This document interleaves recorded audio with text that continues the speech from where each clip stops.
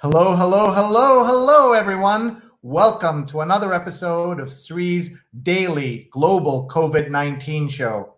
This is our daily conversation with people around the world about the COVID-19 crisis. We are here in New York City on day number 62 of the lockdown and show number 62.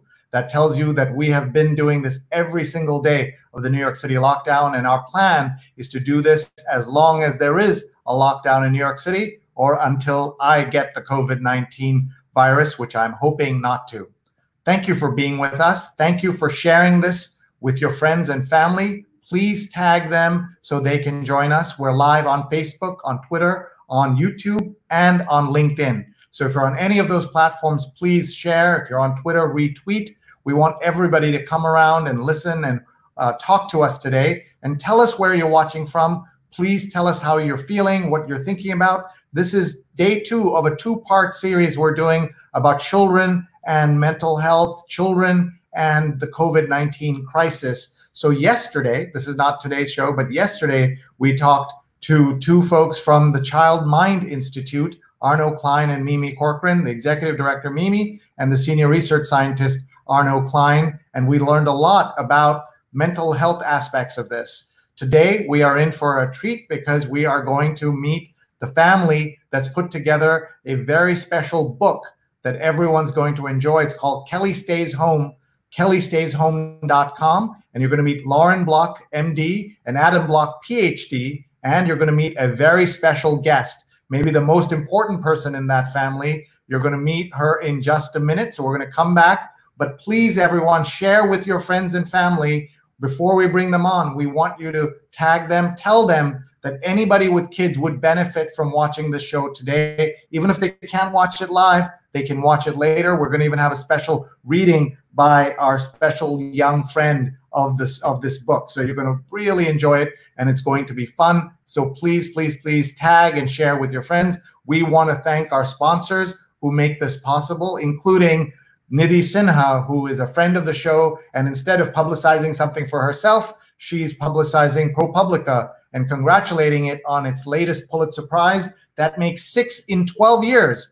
Journalism that holds the powerful accountable. Donate today, propublica.org, propublica.org. And also, if you like what you're seeing here, if you like the way we do this production, well, this is strictly amateur hour because this is me operating all the buttons. But when we do the professional way, you want to hire my team, our friends at DigiMentors, my company that I work with, awesome folks. And we do everything from converting your in-person events into virtual events, making your own talk show if you'd like to have one, training, consulting. We can be 10% of your production or 110% of your production. Please email me, Sree@Sree.net. You see the email address right there. We can help you tell your stories. Don't cancel your conference is my motto. At least talk to us before you do, or even before you postpone. Let's see if we can help make you have a sustainable and profitable conference, or accessible. Think any of the adjectives that matter to you. Among the things we're doing, a conference for 50,000 teachers on May 30th. We just finished a project, a 3-day conference for Princeton. We're doing a whole bunch of things, big and small. Please be in touch, Sree@Sree.net. My name is Sreenivasan, and I'm the Marshall Loeb Visiting Professor of Digital Innovation at Stony Brook School of Journalism. And we're about to go to Long Island to meet 3 Long Islanders who are going to be talking about the work that they're doing on this very special book called Kelly Stays Home and kellystays.home.com. So I think we're ready, and I'm going to bring them on right now. Ready? Big reveal. 1, 2, 3. And there they are. Hello. I see that we have with us Adam Block, and we have Lauren Block. And who is this young person with us? What's your name? I'm Elise. Elise, and Elise Block, am I guessing correctly? Yeah. Yes. So she is, I presume, also past her bedtime, but she's here to help connect with the world, aren't you, Elise? Mm. Yes, excellent. So I'm going to just tell you who's visiting with us right now. We have people from all over.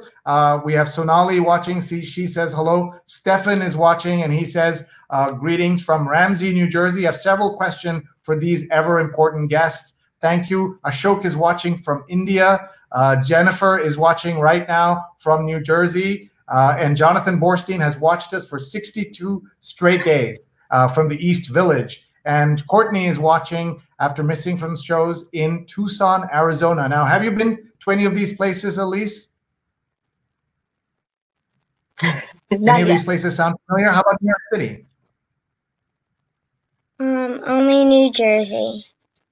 New Jersey. Okay, we've got to fix that, Mom and Dad. When we can travel again, we got to get her to some exciting spots beyond New Jersey. Okay, we got to get that on the agenda. Let me introduce you to our guests. In addition to Elise, her parents are here. Dr. Lauren Block is with the Zucker School of Medicine, and she's part of Northwell and Hofstra University.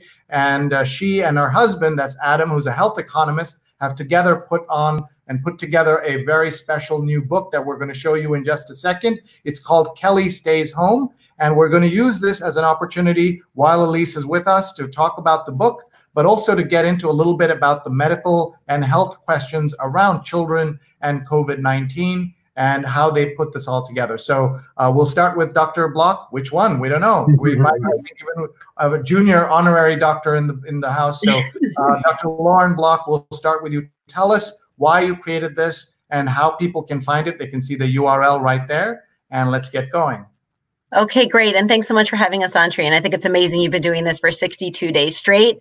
And I hope you stay healthy and continue to do this until we're done with the lockdown here in New York and beyond.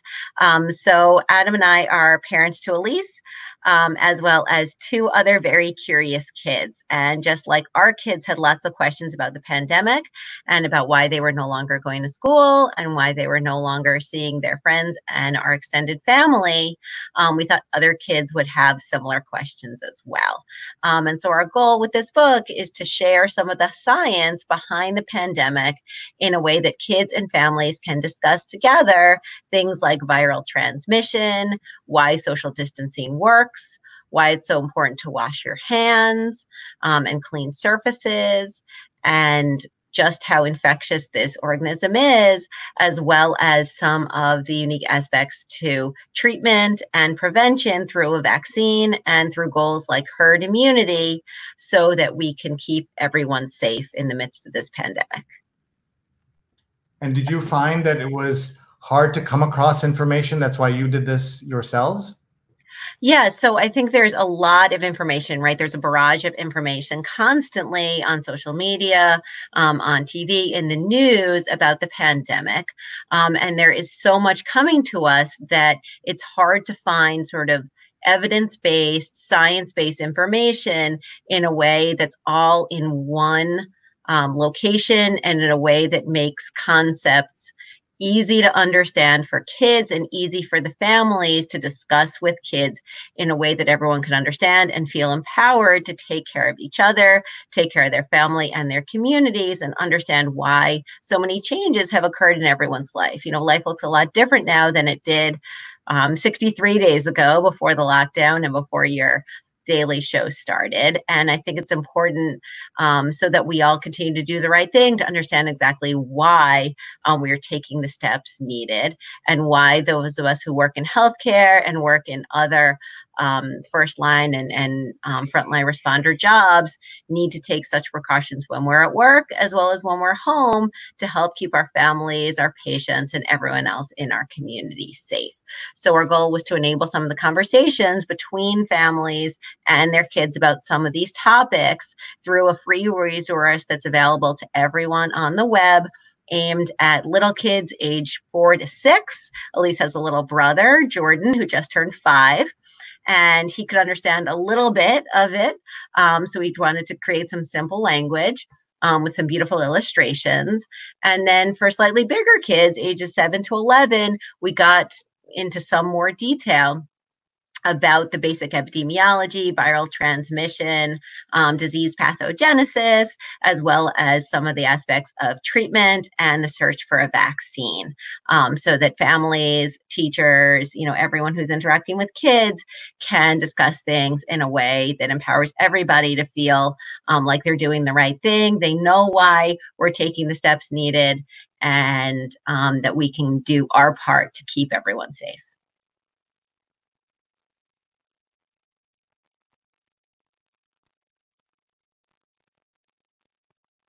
If you're feeling that you're getting covered by the book, you can duck under there at any moment so that you can also get seen by so that everybody can see you. And at least before we come to you, just going to ask your dad, another Dr. Adam Block, he's a PhD health economist.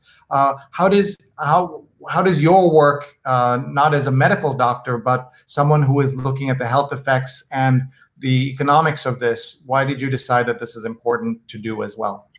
So I am a doctor, but not really the kind that helps people. So yeah, I'm a health economist, and I study the United States healthcare system.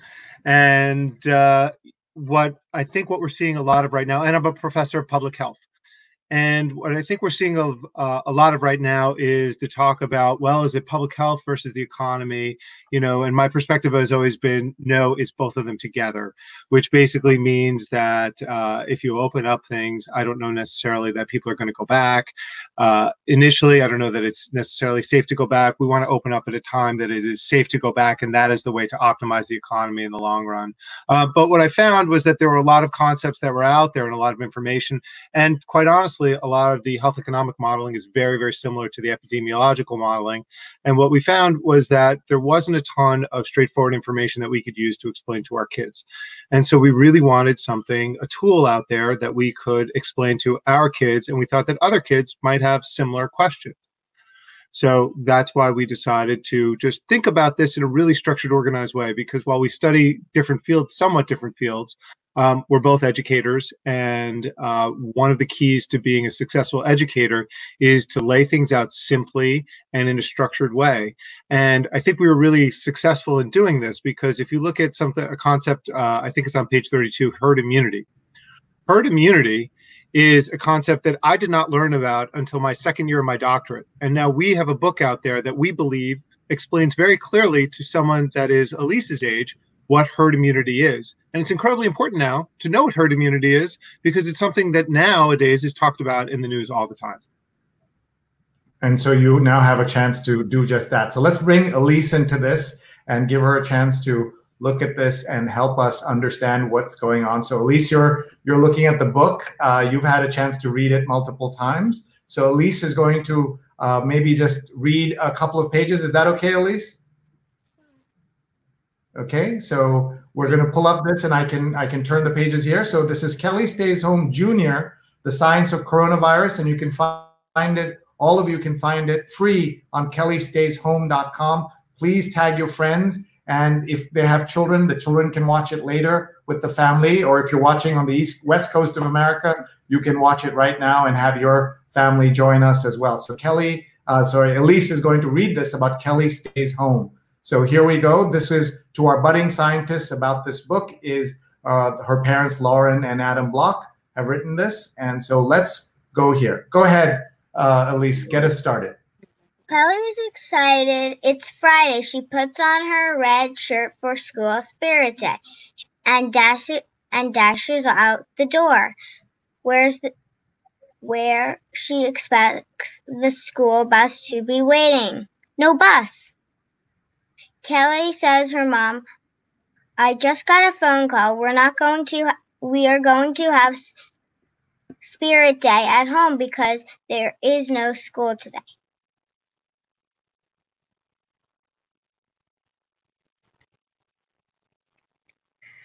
There's reasons you're not going to school, and Daddy isn't going to work at the office today. There's a new illness called coronavirus. It is spreading to people all over the world. It is easy to catch from other people. Everyone is staying home because it is not safe to go to school or to the office. Mommy is going to the hospital tonight, like normal, to help take care of sick people. But you and Joey, will stay safe at home with Daddy. Great job, Lucy. Great job. Very good. Great job. Thank you. How did that feel, reading that to the whole world with people watching from so many countries? Was that fun reading that? Yeah. You did a really good job. So Elise, tell us what it's like to be out of school. Are you happy that you're not going to school, or do you miss your friends? Well, I miss my friends, but sometimes I get to see them on like FaceTime.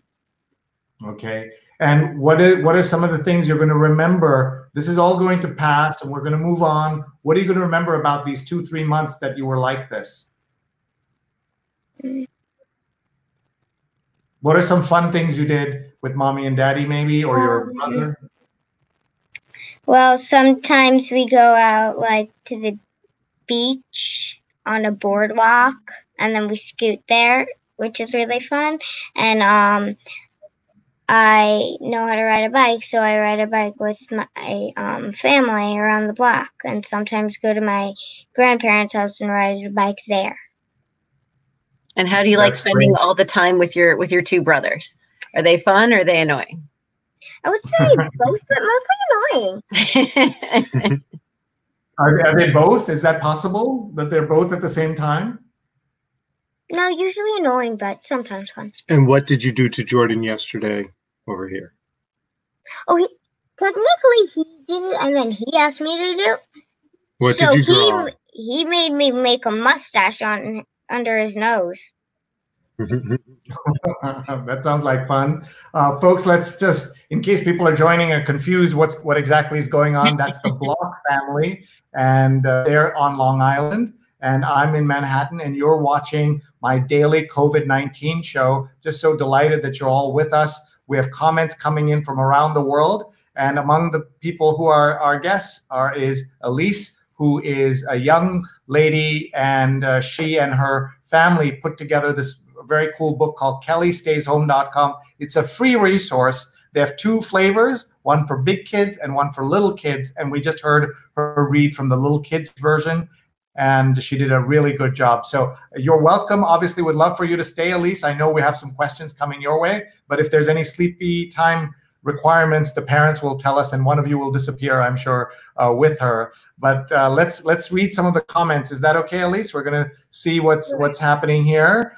People are watching, as I said, from around the world. Pradnya is watching from Silver Spring, Maryland. That's near Washington, D.C. She says Jersey rocks. Kashif is watching from New Delhi, India. Ying Chan is watching from Hong Kong. We work together on multiple projects around talking about what we can learn from Hong Kong and East Asia. We had several top experts, medical and health science experts, join us from Hong Kong University. Rose Horowitz is with us. Rose and Vandana Menon are our producers, and they're live tweeting right now. And we know that Adam is on Twitter. Lauren doesn't have time for Twitter, and so he's going to retweet these at some point. The hashtag we're using is Sree COVID-19 call, and Vandana is posting both here and on the website. And Adam knows this. I keep saying Kelly stays at home, but it's Kelly stays home. Much better title. That's why I'm not naming title. And and look who's here, Judge Rosemary Aquilina. Some of you know that she is the amazing judge who put away Larry Nassar in that terrible scandal we had, international scandal. Thank you, Judge, for being who you are and for joining us tonight. And this young lady gets to see a wonderful role model in Judge Aquilina. So I think that's a wonderful moment for all of us. I'm going to remove myself from the screen so you folks can say hello to the judge. Hello, Judge Aquilina. Thanks so much. Thank you for your work. That is really cool. I'm very happy to see that. Let's see who else is here. Courtney says, totally sending this to our school in Tucson, Arizona. Have you been to Arizona, Elise? No. Yeah, you're going to go. You're going to have to take you. Now, look at this. By the way, I'm not showing comments. Even in the middle of this, there are people here coming in criticizing WHO, criticizing one political party, etc. So let me ask Lauren, how do you stay focused on your job when there's so much noise and trolling and everything that's happening, even to great medical folks like yourself?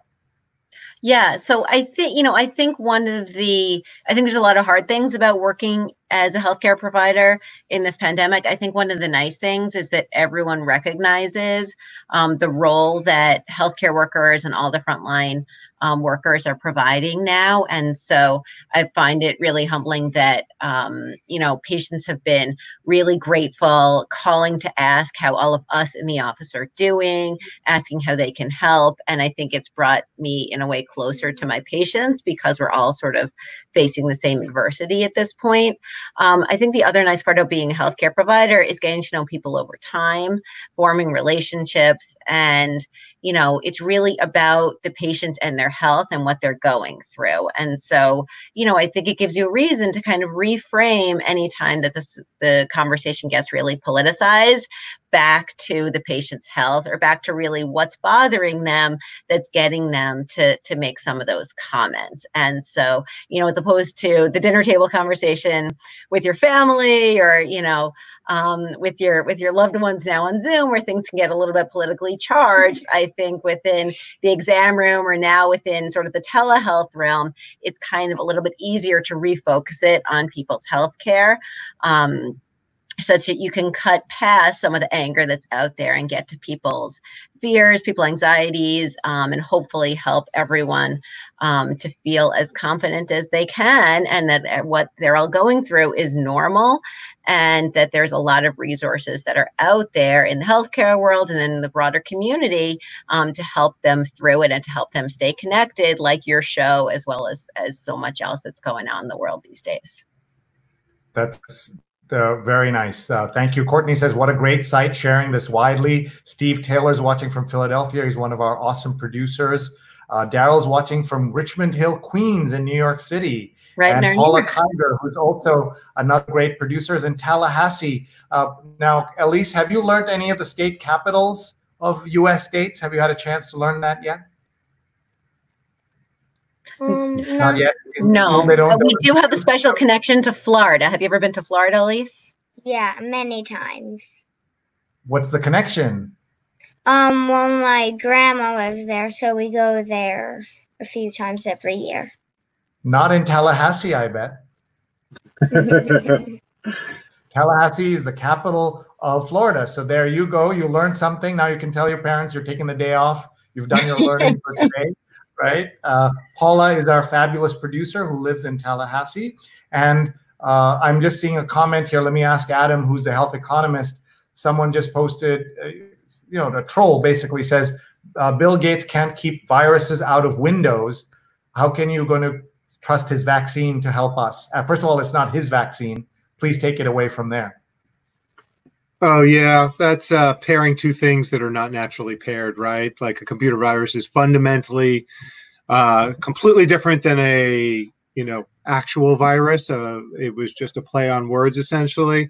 But I think everybody in the scientific community, or most people, do not believe that the actual coronavirus was man-made. Coronaviruses have been around for a long time, and this is only a slightly different version that has come out. And there are pandemics like these that happen in the course of history. If you read your history books, there's like one essentially every century. And the last time it happened was, lo and behold, 102 years ago. So this is something that is terrible, but it is something that absolutely has historical precedent all the way back to the plagues that happened in the 12th and 13th centuries.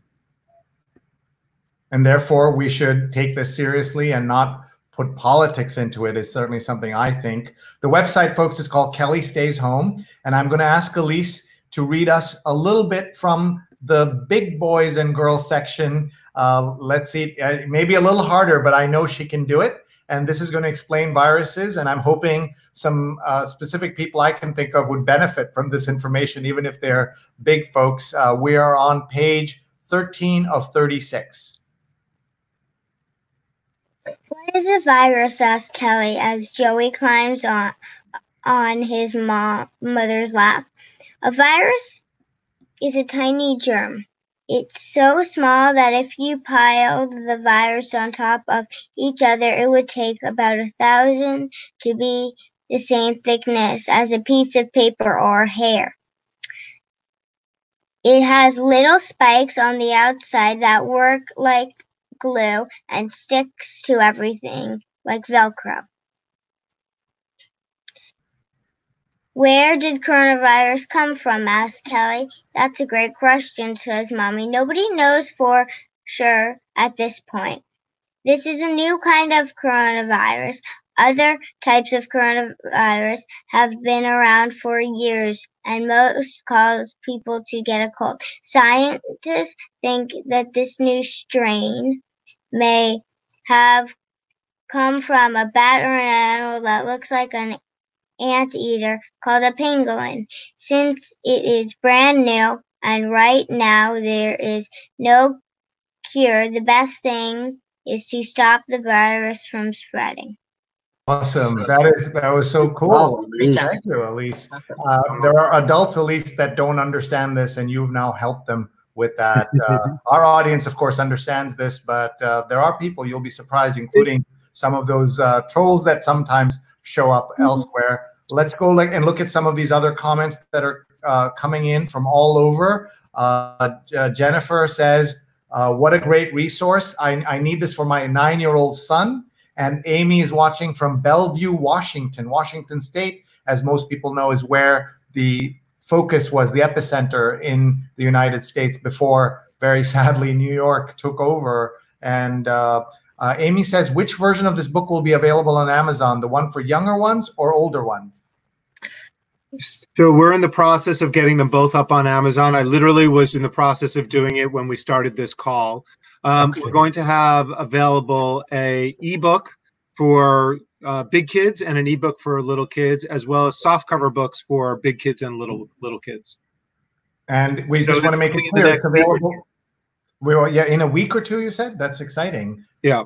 Yeah. But it is available right now at kellystays.home.com. It's a PDF. They want this to go around the world. They want it to be free, but people do want book versions also, and you're going to get that very soon. And look at Daryl. He has tagged Joey and Asha Martin. Check this out for your kids. We love that. Folks, you can start a watch party right now. And I do want to check with the Block family. Do all the other blocks in the world know about this, that you're on live right now on Facebook? Have you shared and tagged yet? Have you done? If you want to do that, you can. Very quick on the draw with that. Yeah. Yes, sure. We're getting better at social media as a result. We were somewhat Luddites before this. But we are getting better. Although I'm not on Instagram, Lauren is on Instagram. I'm on Twitter. She's not on Twitter. But so we divide and conquer when it comes to social media. Yeah, that's great. And we want to make sure your family gets to see this video as well of you folks talking and sharing. There's a lovely moment. And Amy's 4-year-old is watching. What is your message, Elise? If I can ask you, a 4-year-old is watching and worried about everything that's going on. What is your message for him? Just the way you talk to your brothers, what would your message be for a 4-year-old who is worried about coronavirus? I would say that it's not that bad. I mean, usually kids don't get it. It's more older people, but we should still stay out of everybody's space and not see all our friends all the time. That's great advice. Thank you. What about washing hands? Really good. Yeah, very good. What about washing hands? Washing hands is really good because but you also have to know that you have to use soap, because if you just wash them, that won't get away all the germs on your hands.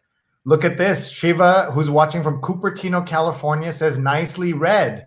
And sending you greetings, Elise. So now somebody's admiring your reading all the way from California. And Cupertino, you will learn when you're older, is the home of Apple computers. So if you have an iPhone or a MacBook, that's all made over there. I don't know, maybe she has an iPad, and that's made in, well, not made in Cupertino, it's designed. No. Not yet. Okay, so we should have checked all of this before we started. By the way, Elise, my mom is watching from Kerala in India, and I want to say hello to her. I miss her. You're so lucky, Elise. Mommy and Daddy are right with you. My mommy and Daddy are very far away. They're a 20-hour plane ride away. So I miss them there terribly. Hi, Mama. I miss you. And sorry we're not together right now. And here's our friend from Hong Kong saying, fascinating project. Can I license it to adapt for a Chinese version for Chinese kids? Oh, what a great question. That's a great question. So I'd say that anyone can email us, and we are more than happy to work to get this out to other languages. And we're already looking to translate into Spanish because of, you know, the big Spanish-speaking population and the fact that we speak Spanish. And we would love to get it to other languages as well. So I'd say that anyone can email us at coronaviruschildrensbook@gmail.com. And we would be happy to work together. So thank you, Ying Shane, for your note. And the email address is on the third page of the book. Copyright page. Okay, thank you. But just let's hear it one more time. coronaviruschildrensbook@gmail.com. Perfect. But definitely kellystays.home.com. It's on page 3 of the book, so they can see it. Ying, thank you very much. Let's see, there are people all over. My father is watching as well. Hi, Dad. See, Elise, you got your mom and dad there. I have to say hello through this. This is the way we're keeping in touch. And here is somebody's asking from India, can this be translated into an Indian language? And same way, same answer. Please go to kellystays.home.com and find the email address. It's on page 3 of the book, which is on that website. And Amy says, thank you. That's fantastic. And Mark Lee is watching from Durham, North Carolina. And he says, hello. And Roberta Oster is watching from Richmond, Virginia. And she has a terrific show. She's using the same technology to communicate. She's with the Virginia Interfaith Policy Center, and they're doing really great work. Anu says, DOE is using Epic for reading for school and school assignments. This book should be on Epic. I'm so out of it, I don't know what Epic is. Oh, Epic is amazing. Epic is amazing. Yeah, I read on it like every day. So Epic has about 30,000 kids' books. It can be organized by reading level, by age, by interest. And you can search for any title. There's a bunch where the book will read to you. So Elise's younger brother, who doesn't read yet, the book actually reads to him. There are audiobooks. We use it through a free license through our school district.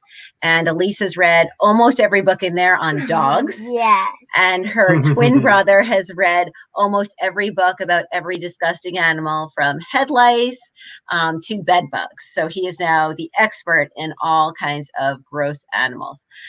So yes, we would agree that we would love to have this on Epic. So if you or anyone else has any connection to help us get it on there, we would greatly appreciate the connection. That's great. So thank you for, and look, at least you taught me something. Double checking the spelling, is that correct?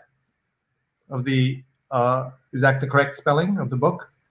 I mean the Gmail address. This is all, yes, the website is right and the email Totally address right. is right. Thank you, Sree. Thanks. Okay. And so thank you, Anu, for that idea. And she says New York Public Library can do a book reading and post on their website, social media. Look at this, people helping you with ideas. So I hope you will follow up with the public library. Anybody who wants to collaborate, here is the contact information for this awesome family. Coronavirus Children's Book @gmail.com. Just rolls off the tongue, doesn't it? There you go. And Roberta says, I'm admiring her reading from Richmond, Virginia. Great job. So Richmond is, and Virginia is in the South, as you know, Elise. So on your way to Florida, one year you could drive through Virginia to get to Florida, but it's a long, long drive. Virginia before.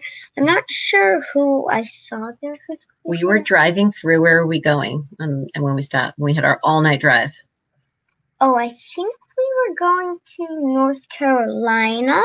Because, like, usually every year we go to North Carolina and see all of our friends there. That's awesome. Amy says, my son Sanjay really appreciates Elisa's comments. We also love the way you read both versions. Look at that. You read the big kids version and the small kids version. So congratulations. We really appreciate that. And Mark says, what is the young girl's favorite book as a kid? I was a fan of Curious George growing up. What do you like? What's your favorite book to read? I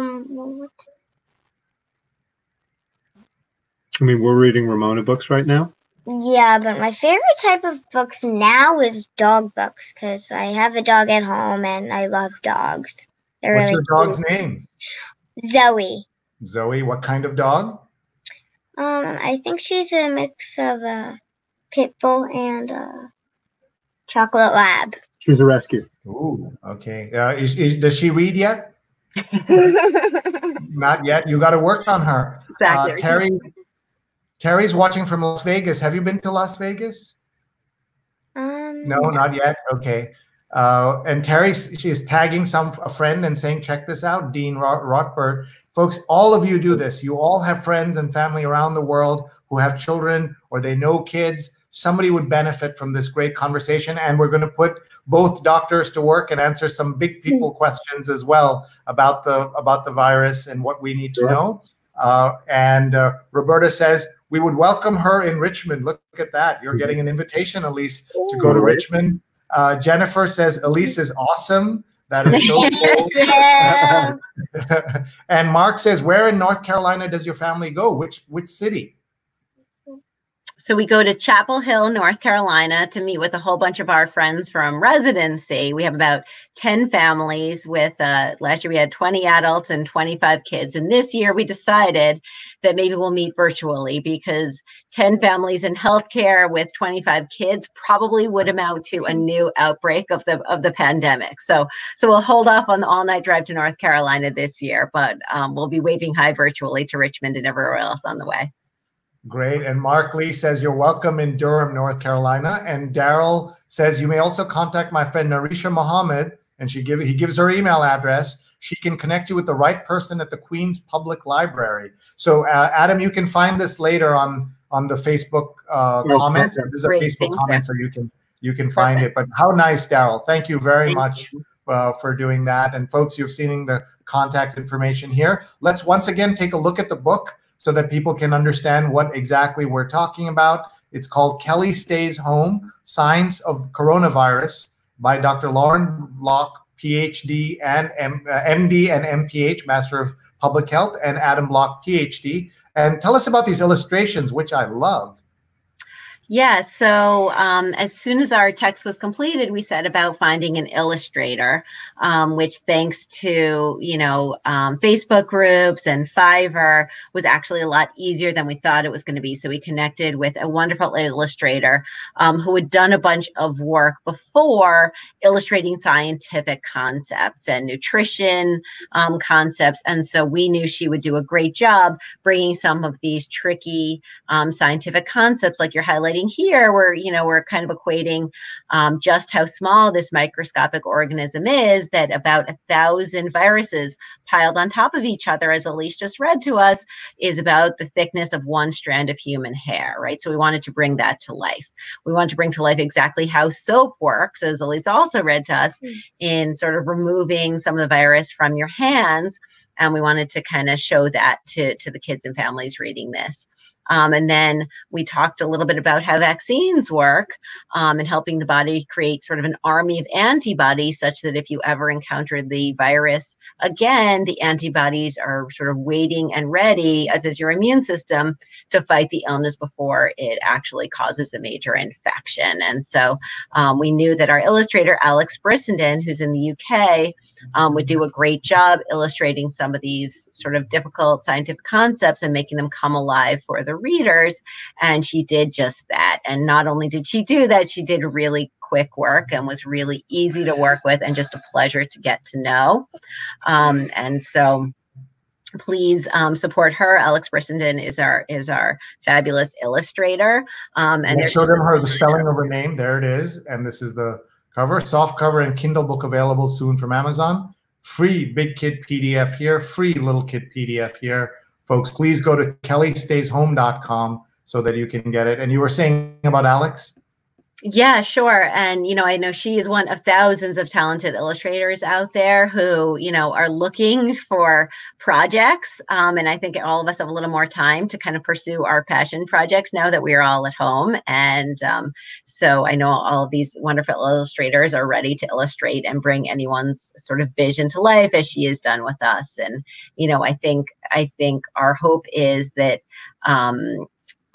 people can take any sort of concept in medicine and science and make it kind of accessible for kids, because I think that helps all of us who are parents and teachers and have kids in our family to bring some of the science and make it real and make it come to life for our kids, so that we're all sort of constantly learning. And I think that's, some of our best resources. All of us are looking for educational resources for our kids, and our goal through this book, Kelly Stays Home, was to provide just that. But I think there's room out there for a lot more learning and science. And I think these illustrators do a fantastic job in bringing some of these concepts to life. They absolutely do. And by the way, I love the illustration of the coronavirus, right? We know, as Elise does, that it comes from the term crown, right? That's what corona means. And that's what, because it looks like the virus has a crown. And you can see that there. Folks, you're watching about another 15 minutes or so, depending on what is Elise's bedtime. We're going to get Elise and her parents are talking about this very special book that they have put together, free resource. People around the world can download it right now, kellystays.home.com, kellystays.home.com. Everybody, please take a look. And I want to tell folks that this is not the first thing we've done around children's books. We did a very special reading with 4 big-time children's book authors that you can find on my archive. My entire 62 days of shows, you can see on my YouTube channel, which is youtube.com/Sreenet, SREENET. Please go there and take a look. We also have the author Nikki Grimes, who has won multiple awards for her children's books. And so if you search Alan Katz, who helped put together the first children's book series, Conversation, and then you can see the one with Nikki Grimes. We're just so grateful that this entire community has come out from around the world to help us and support us in what we're doing, but also look at the support that's coming here. Mark says to Elise that they have Durham Library has a readers party. I'll put you in touch with the leaders of that, which is cool. Great. Leaders and readers. It sounds very similar, but they're different. And Daryl says, you may also reach out to Dr. Kumar Mahabir, who is very well connected in his home country of Trinidad and Tobago, and will help connect you with the Ministry of Education there. Is that awesome? That's amazing. Trinidad is these are islands in the Caribbean, and there's a big Indo-Caribbean community, and Daryl is one of the leaders here in New York, but Dr. Mahabir is a leader in the home island of Trinidad and Tobago. So thank you so much. Stefan says, how do you think we can explain to kids, a 7th grader, only child in particular, to stay positive about all of this when there's no end in sight for this lockdown? So hard on them with no social interaction. Digital just can't replace the physical for them, and it worries me. And you can feel the love of a father in that question, can't you? What are you, each of you? I'd like your answers on the parents, and if Elise has a thought, she can also add to that. So go ahead, please. Absolutely. So I think one of the things that we try to do in our book is start to illustrate some of the ways that kids can stay active in the community and can help others. So, a couple of things that we're doing in our family is bringing food to our grandparents so they don't have to go to the store, bringing food to the food pantry in town, and, organizing with local parents to try to improve education for our kids and work with the teachers to try to optimize some of the education that our kids are receiving.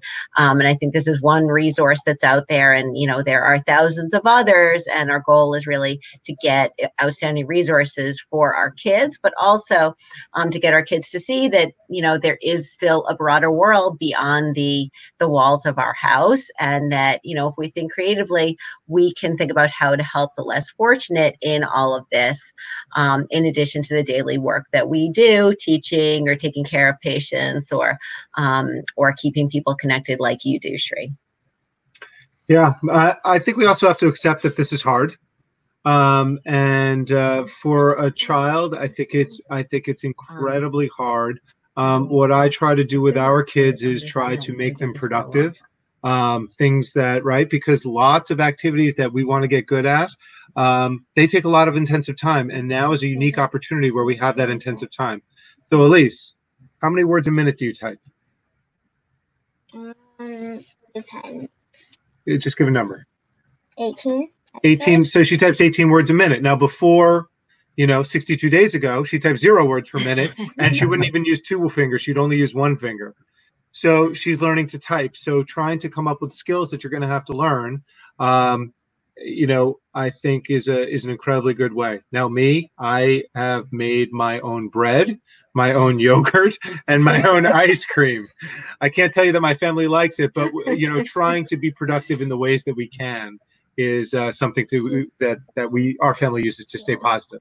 I love that, and I just want to say that as good as it is, all the things that you're doing, it's also okay if you can't do it. Also, right? Just relax. If you don't have to be a master chef at the end of this. Your family may not like everything you do, but at least you're trying and you're doing something.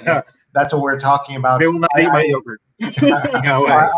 I will tell you that one of the things that we have talked about, you may have heard that Shakespeare wrote King Lear during the plague. So, we decided to talk about that with 2 of the world's great experts on Shakespeare, and we had a global conversation with Emma Smith, who's head of Shakespeare Studies at Oxford, and Cal Rutter, who's the head of Shakespeare Studies at the University of Warwick, with my colleague and dear friend Linda Bernstein. And the question was, did he write it? And do I have to write King Lear to be worthy in this time? And the good news is that not only there's a good chance he didn't write King Lear during the plague, that you don't have to write King Lear during the plague to feel like you've not wasted this plague or wasted this opportunity. I think I tell everyone, work on something, but it doesn't have to be big. It could be some small skill that you want to learn. And I love the idea that she's now typing 18 words per minute. That's awesome. When I was applying to Columbia Journalism School 1,000 years ago, it's more like 1991,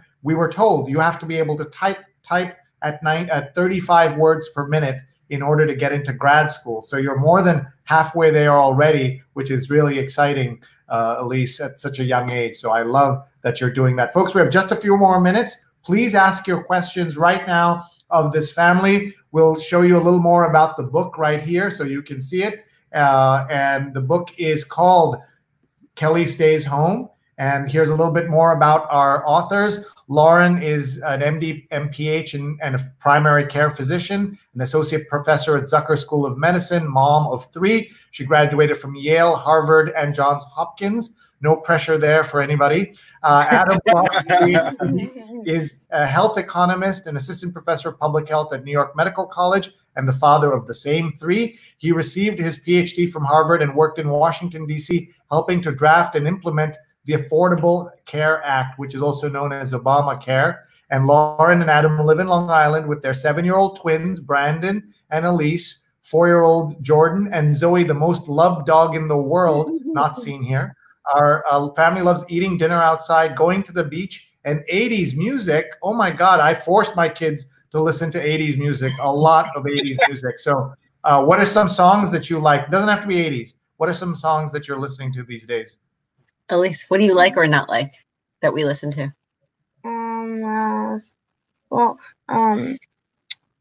We usually have to listen to sometimes what my brothers like, and what my brothers like is boring. It's like Star Wars, and more Star Wars. And what do you like? What do you like? Yeah.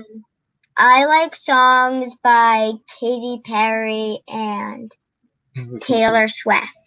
Nice. Very cool. Well, they have that in common. Yeah. We listen to a lot of kids bop and dancing. Yeah, that's great. And look at this. Rose has put in a link to the children's book authors edition that we did, and everybody should look for that. There's a link right there on Facebook. Please find it. Please watch it. I laughed so hard when we did that, and I keep telling people we have to laugh, otherwise we will cry, because there's just so much sadness in the world. I do want to tell everyone about a very exciting 2 shows coming up after this. So tonight is Tuesday. We're doing this conversation. Tomorrow, we have a conversation about the launch of a jazz coalition to help jazz musicians, speaking of music, Elise, jazz musicians who need to be supported at this time. We need to support our creative folks. So the Jazz Coalition just debuted yesterday, and they're going to be on our show tomorrow at 9 p.m. talking about how you can help jazzcoalition.org. And then a very special show on Thursday at 8:30, just a half an hour earlier than usual. And you're going to get a chance to meet Sapphire, who many of you know is the fantastic author who wrote the book called Push, which became the Oscar-winning movie Precious. And that was about 10 years ago, and it changed the way people understood a lot of things going on in our communities. And she's also the author of The Kid and American Dream. So we're just honored and delighted that Sapphire will be with us. And that is on Thursday at 8:30 p.m. in New York City, 6 a.m. on Friday in India. So 48 hours from now or a little less than that. Please join us, and please tell your friends about it. How can you keep track of all this? Please go to my YouTube channel, youtube.com/Sreenet, and there you can get an alert. You can subscribe, and you can get an alert whenever we have guests and our shows, so you can see that. We have just a couple more minutes left. We have some questions and comments that are coming in. Daryl says, tremendous amount of free certificate courses online right now. Take advantage of that. Jonathan, when he was young, he had to type 60 words per minute. So that was I got some work. And Rose, I worked as a temp during the summers, and it was 90 words per minute. Oh my God, that is really scary because that's a lot. And here's the episode with poet Nikki Grimes. She's posted that in there. And Jennifer says, I forced my 13-year-old daughter to watch 80s movies, feeling accomplished. Yay. Rose said, what my brothers like is Star Wars, says Elise.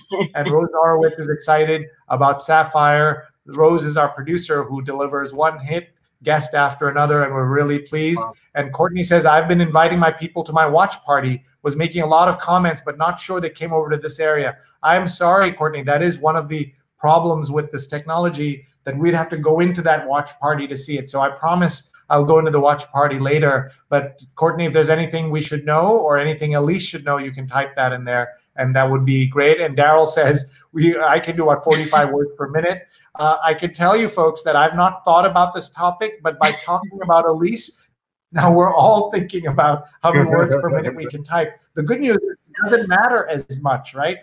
Because of the delete key and word processing, it's very different from what it used to be, because any mistake you made was a problem, and it's become certainly easier. And I want to thank my mom for 1,000 things, but one of the things she did was she bought me a typewriter when I was 12 and taught me to touch type when I was 12. It was not easy, but you eat your vegetables, Elise, and then you can push down on those keys. Much easier for you to do now than what we had to do back in the day when we were really old.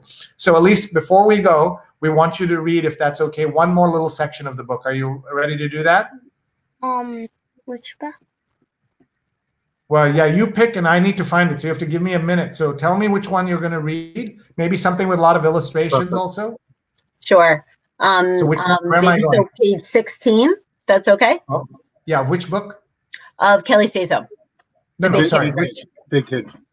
Big Kids version. Okay, hold on one second. Yeah, page 16. Here we are. Oh, very nice. With the cover illustration, 3 down. So is that the one? That's fine. We can do this one. That's perfect. Perfect. Okay. How can something so small hurt us?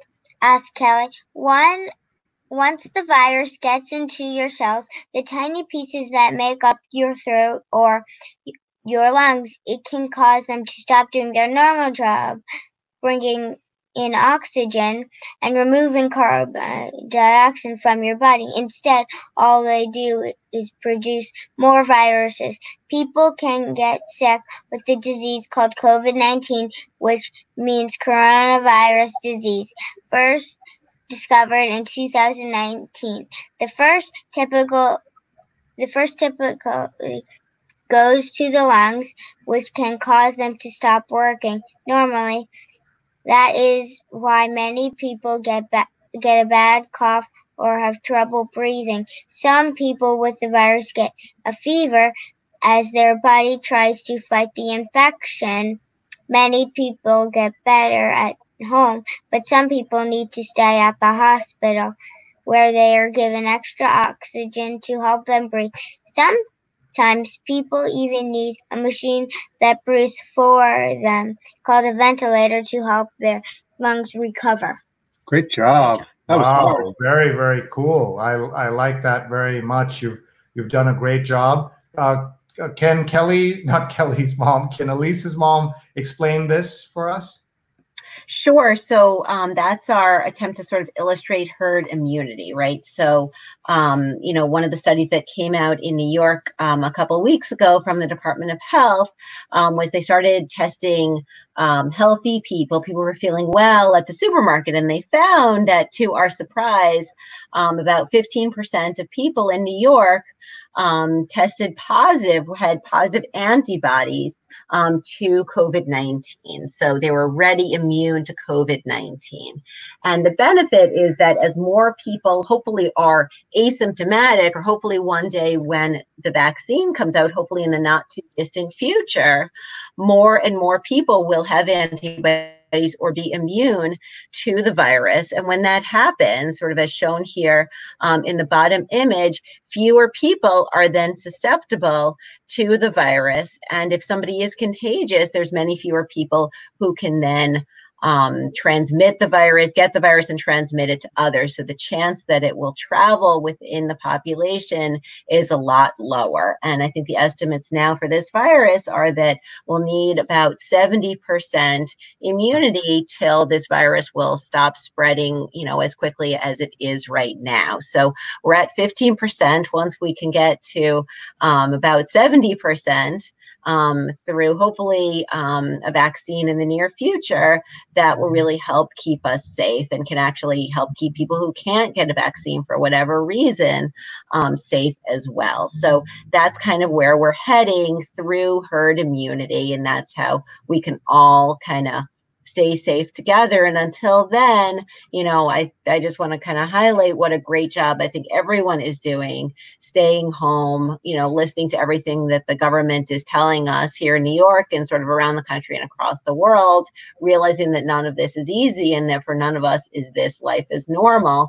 But I think, as we've seen, we've been able to flatten the curve here in New York, and hopefully we'll continue to around the country so that we don't overwhelm our hospitals and so that we minimize the percent of people who get infected, particularly the elderly, as well as those with comorbidities. So obviously there's a lot more work to be done here, but this is a huge first step that I think everyone has taken together. I focused on this page again just to tell Elise that for the first time I've been hosting a show called something to do with COVID-19 for 62 days. I never thought, what does COVID stand for? I never thought of it till just now. And the way she, I skipped through the book, but I had not focused on this. So the way she read it, coronavirus, D for disease, 19. I knew about the 19, but I had no idea where COVID came from. Elise, look at this. You helped an old man understand this. So thank you. That's what COVID stands for. Yay. Thank you for teaching me. I'm so happy. But it just shows you that even somebody who thinks he's been on top of this never actually wondered, does COVID actually stand for anything? And this is the way we're doing this right now. So I really, really appreciate it. Before you go, a couple of quick things. Number one, I'm going to ask the health economist to look at a chart that he has seen many times before and get his take on this chart. This is the latest chart from the FT. We know that these numbers move up and down, but as we're looking at this, the US is still up there, folks. The light blue line is Korea, South Korea, as you know. South Korea and the United States got their first confirmed virus the same day, the first case the same day. Look where we've ended up. Look at the United States. And now look at the green. That's Russia, Brazil, India, all coming up here in ways that we had not thought they would be. So let me ask both doctors to reflect, but first, Dr. Block, the health economist, looking at this. Sure. I mean, when we were talking about this stuff a month ago, everybody was like, the peak, the peak, the peak, the peak. And all I could think was like, the peak is the peak, but that doesn't mean it goes away the next day. It just means it's the highest point. But if the peak is super high and the next day is only a little bit less, the next day is still pretty bad. So things are not getting better as fast as many of us hoped they would. And so that's been my overall concern. And I see that there are lots of places with, that are peaking later. But things are not getting better as quickly as we hoped they would, which is why the lockdowns keep on extending. But also, I think America is the only country where people are going into state capitals demanding that they be open so they can go to tattoo parlors and things like that. God knows I need a haircut more than anybody else, but I know the value of staying home. What do you say to them, both doctors, first Adam and then Lauren? I broke down and my wife gave me a haircut. She did a very good job, but it was one of the scarier points in my life. But yeah, no, it wasn't scary. She cuts your hair too.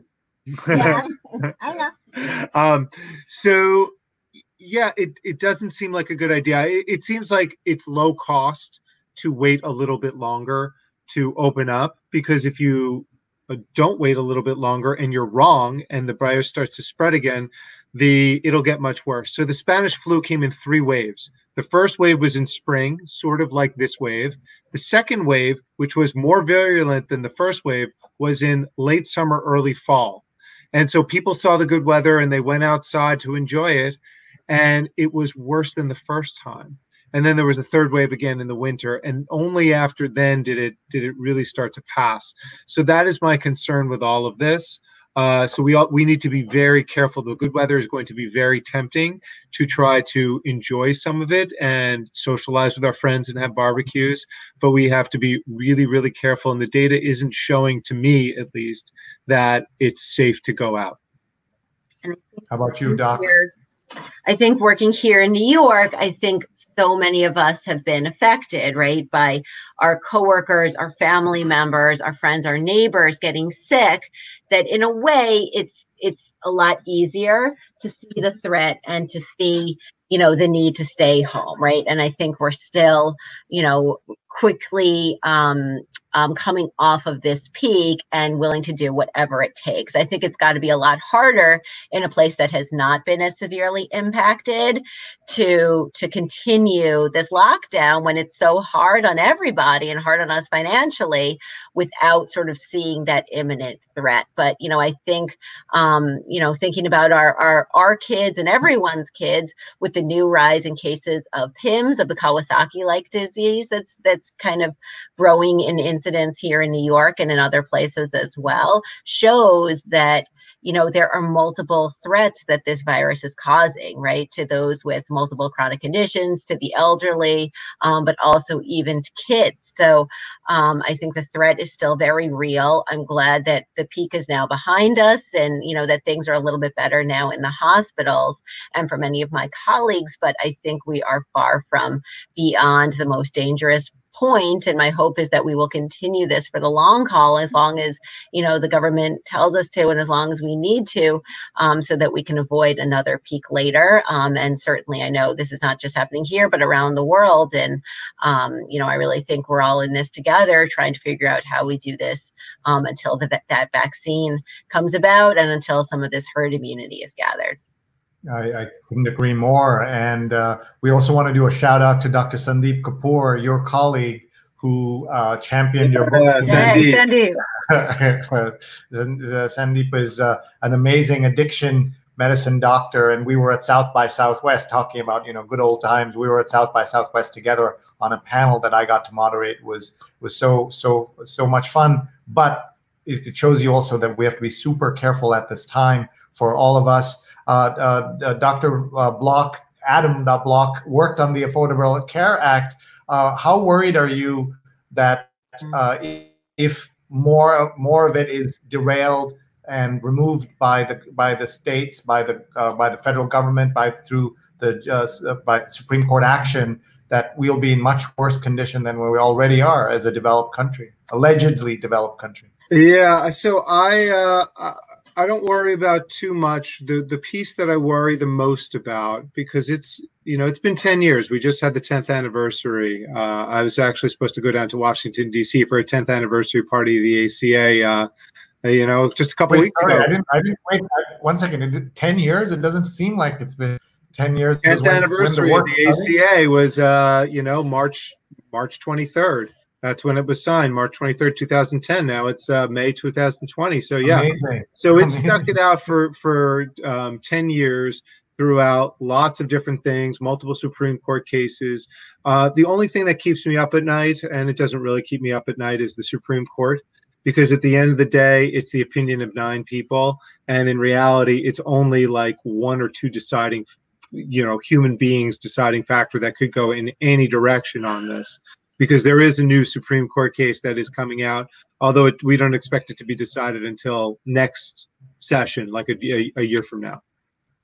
And then what about, do you think this current crisis highlighting the value of good healthcare will sway anybody on this, or withdraw the case, or anything like that? Could that happen? Yeah, so I think what'll happen, I think it'll gain some political popularity. And the reason for it is that there are going to be, and there already have been, a lot of people that have lost their jobs.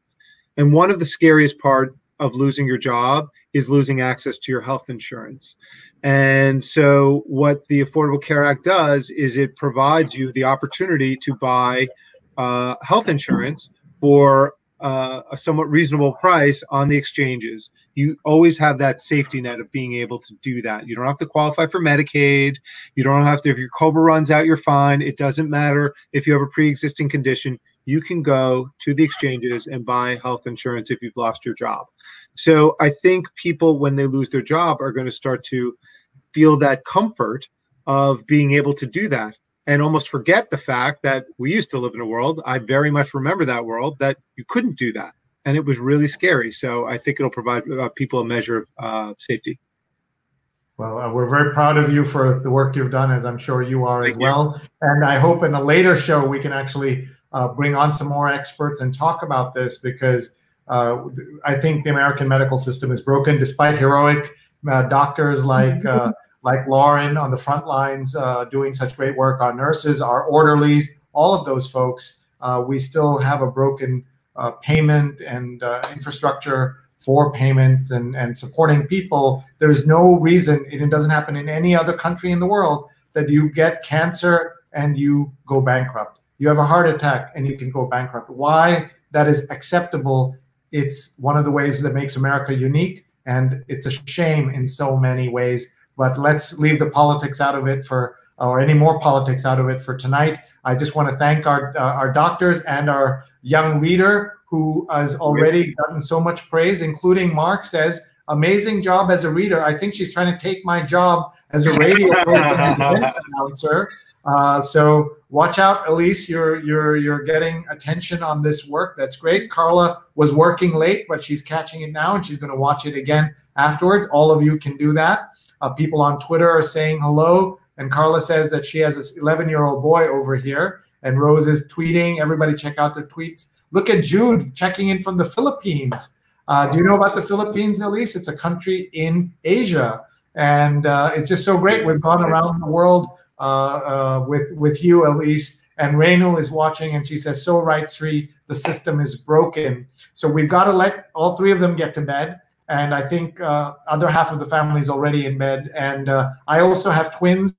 My words of unsolicited advice to these doctors is that I quote someone named Gretchen Rubin, who's an amazing writer who coined the term, who said, the days are long, but the years are short. My twins were that age just yesterday, and now they're 17 and had their SATs canceled. So wow. Very different. And how fast it goes. Just as you said, 10 years since ACA, I cannot believe it. I'm so grateful to you, Adam, for your work, and thank you for being here with us. I also want to thank Lauren Block, both of you, for being here with kellystays.home.com. Very important new item in the toolkit that we have to teach our children about everything that's going on. And to young Elise, you got to stay up late, and later than your brothers even. And you did a great job tonight. We're very grateful. Thank you for letting us have mommy and daddy's time and attention so they could write this book. I'm sure you inspired them so much. And a big shout out to both blocks also for joining my spin-off radio show, WBAI 99.5 FM, every Saturday, 12 to noon. They were only supposed to be there for an hour. One of our guests had to cancel, had an emergency, and then I had to call Lauren while I was on the air and say, can you come on the air? And she did, and she stayed an hour on a Saturday. I am so grateful to you, Lauren, for doing that. And for Adam, I presume wrangling the kids by himself when that was going on. Mac and cheese. Mac and cheese. Yeah. Lisa is waving. Rose says impressive explanations in this book. Linda says, believe Sree, the years are short. She's already a grandma, so she knows from multiple generations. Jennifer says, phenomenal show, Sree. Phenomenal show, Sree. So much good information because of these folks, not because of me. Mark says, seems like it was just 20 minutes ago, but this July I turned 58. Have no idea where the years went. And Rose says her twins turns 20 years old today. It may feel like 50. And that's just great. Does the young girl or other kids in your family know what they want to do for a living? Have you thought about that at all? Elise? What do you want to do? I want to be a veterinarian. I was about to say veterinarian. That sounds great. We need people to take care of our lovely animals. We have a dog called Tara. She's on Instagram, the.Tara, THE.TARA. She's going to turn 5 this year. So she's now older than my twins because, as you know, 7 years, we multiply. Yeah. And so she's turning 35. And thank you to the Block family. Excellent. So one thing I want to do is I want to take a selfie with the Block family. So how do I do that? I'm going to put them on a solo shot, and then I'm going to turn around and take a selfie with them. Is that okay, Elise? Can I take a selfie with you? All right. So we're going to do that. We're going to put you there like this, and you're going to turn around. I mean, I'm going to turn around, and I'm taking the picture. 1, 2, 3. All right, selfie taken. Others could take one too. You guys are awesome. Please get some sleep. Thank you for what you're doing. Good luck with the book. Good luck with everything you're doing. And coronavirus children's book at Gmail. Everybody, if you can help them, please hook them up. They want to give away the online version free, but of course they're going to be able to sell the other book on Amazon and everywhere else. So thank you very much. We've got some wrap-up stuff we're going to do, but we're going to let you go. Thanks very much. Bye, Elise. Thank you so much for having us. Thank you, Sree. Thank you. Bye. Wow, I'm so grateful to them and to all of you for watching. I want to remind you, tomorrow we're going to meet the jazzcoalition.org folks. There's a new venture that's helping people understand the value of jazz music and supporting our jazz musicians. 9 p.m. Eastern tomorrow. Please don't miss that. And then on Thursday, an epic event for all of us. We're going to get to meet Sapphire, the author and poet whose big book, Push, became the Oscar-winning Precious. Also the author of The Kid, An American Dream, and a very important book and movie. And she's going to talk. It's going to be an extremely moving, emotional evening, I'm sure, for all of us. Episode number 64 is coming up. We also want to thank our sponsors and a reminder to everybody that you can sponsor us like Nidhi has by donating, by sponsoring something in your life that you want to support. Maybe there is a birthday announcement, maybe a graduation, maybe a wedding invitation, anything you want to do, you can use our space. Congrats to ProPublica on its latest Pulitzer Prize. That makes 6 in 12 years journalism that holds the powerful accountable. Donate today at ProPublica.org. And this ad was brought to you by Nidhi Sinha. And please don't forget that you can support us and make use of the work that we're doing as well. We, meaning me and my Digi Mentors team. And I'm just going to show you here. These are the services we offer at Digi Mentors: converting your in-person conference into a virtual event, making your own live web show, or streaming into multiple platforms, consulting, training. Just ask us. We can be 10% of your event or 110% of your event.